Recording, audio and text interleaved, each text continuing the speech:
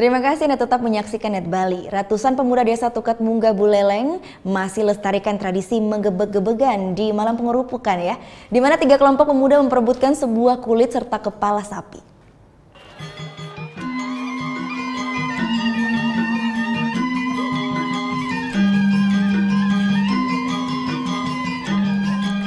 Tradisi yang telah dilakukan selama ratusan tahun ini kini tetap dijalankan oleh warga desa Tukat Mungga Buleleng pada malam pengerupukan.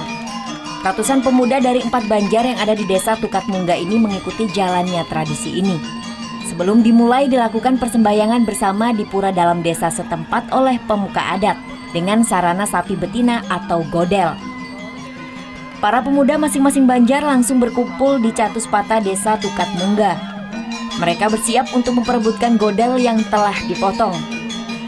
Menurut kalian desa Pakraman Tukat Mungga, dari daging yang didapat ini warga menggunakan sebagai pakan jangkrik agar lebih jago saat diadu. Namun kini tradisi menggebek-gebekan ini telah berubah.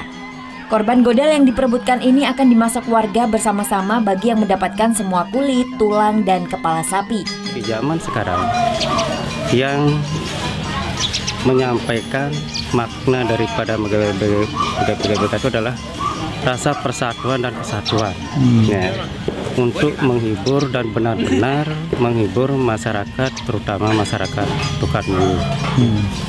Itu yang maknai sambil bersama-sama membina kerukunan di intern umat Hindu, terutama di Dharma Jati. Tahun lalu pemuda yang memenangkan tradisi ini yakni Banjar Darmayatnya. Namun untuk kali ini seluruh kulit hingga kepala sapi didapatkan oleh pemuda Banjar Darmayasa.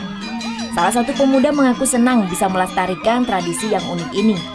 Meskipun sempat terjepit di antara pemuda lainnya, namun dirinya mengaku puas setelah memenangkan dengan mendapatkan seluruh kulit hingga kepala sapi.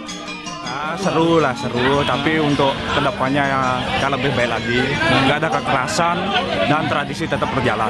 Di sini gimana bangga melestarikan ini? Tradisi ini pun menjadi tontonan oleh wisatawan mancanegara yang tengah berlibur di Buleleng, Bali.